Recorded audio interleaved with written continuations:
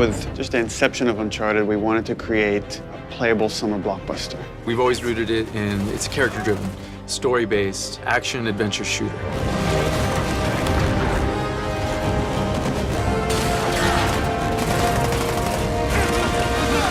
Underneath all of that, there's meaningful story moments, there's lovable characters.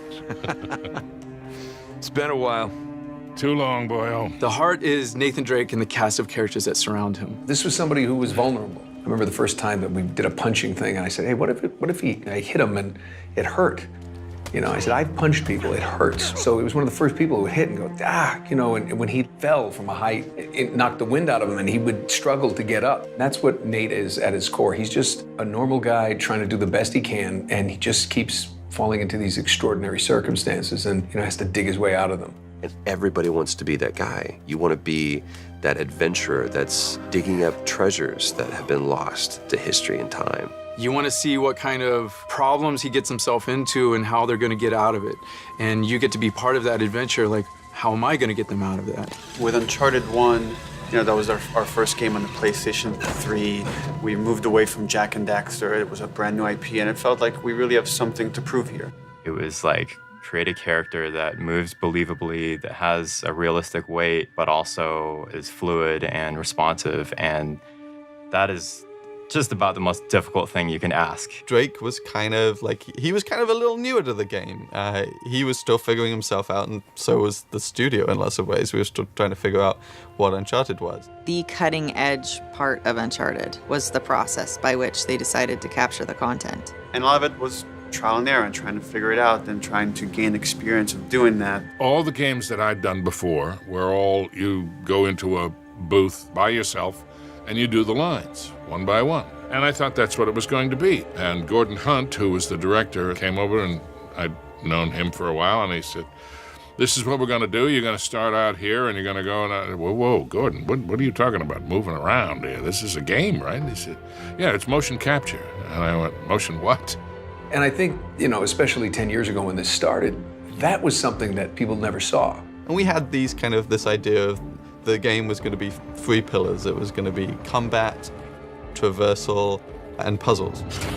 And now it felt like with Uncharted 2, we really have something to prove. Let's tell a more complex story. Let's get deeper into who this character is. Let's show some of his flaws. Let's get into some of his vulnerabilities, his insecurities as a character. But at the same time, we wanted to up our set-piece game, and from a couple of pieces of core technology, mostly Drake's interaction with moving objects, that sort of spawned these big set pieces, like the train and the building that collapsed. But they weren't the focus. They weren't the core tenet. We didn't start saying, we're going to make amazing set pieces. We started saying, we're going to make core gameplay that's really, really solid to play.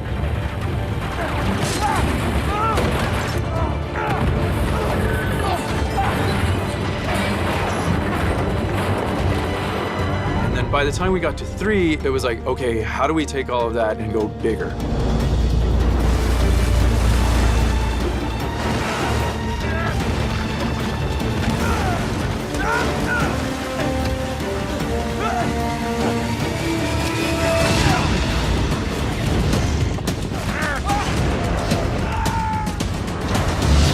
Last of Us to me was refreshing because you could get away from that spectacle. You could think more on like a very intimate character level and gain an experience with something that, again, as a team we were uncomfortable with. We've never done something like that before. We never tackled a genre like that before. We tried to take those big over-the-top set pieces and we tried to couple them in with pivotal points in the story so that when a big event happens to our characters or the relationships with those characters, that we really wanted to play those out.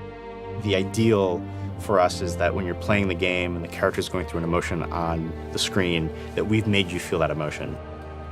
One thing that we really learned from The Last of Us and kind of experimented with and got really good results from is just allowing the player to just poke around in an intriguing environment. You know, talk to people, have these kind of side conversations with your buddies or with your allies and stuff that give the player this slow time to really make themselves a part of this world. Hey, you like that? Huh? Nate, Tower. It's Sully, come on, it's a lemur.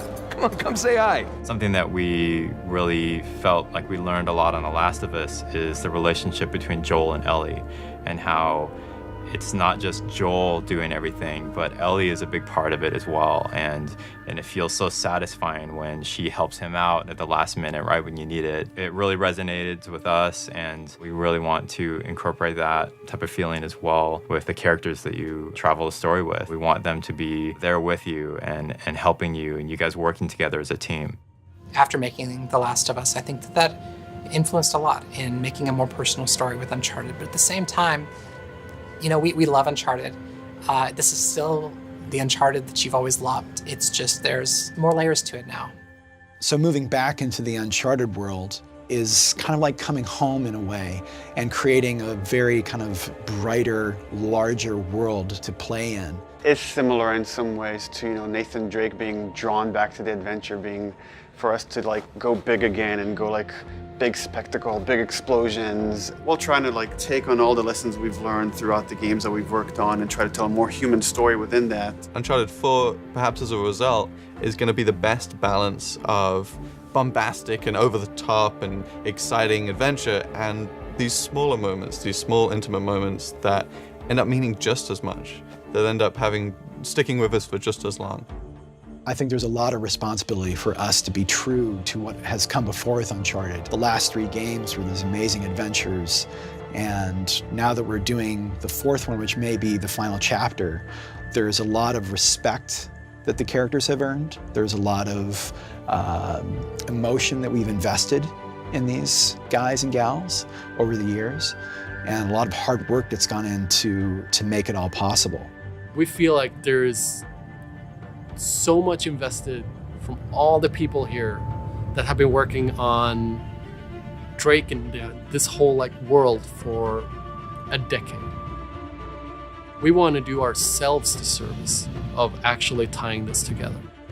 And I think there is some responsibility there to take it seriously, to tell the story of these characters honestly, because there are so many people that take such joy in it, that our responsibility is to then make sure that they're getting the best possible game we can make.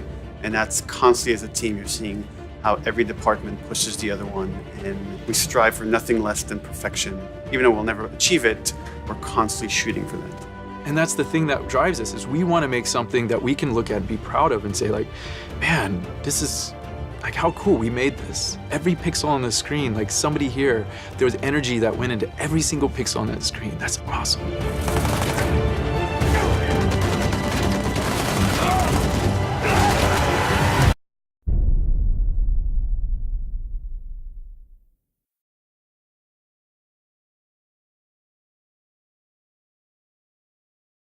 PS4 for the players.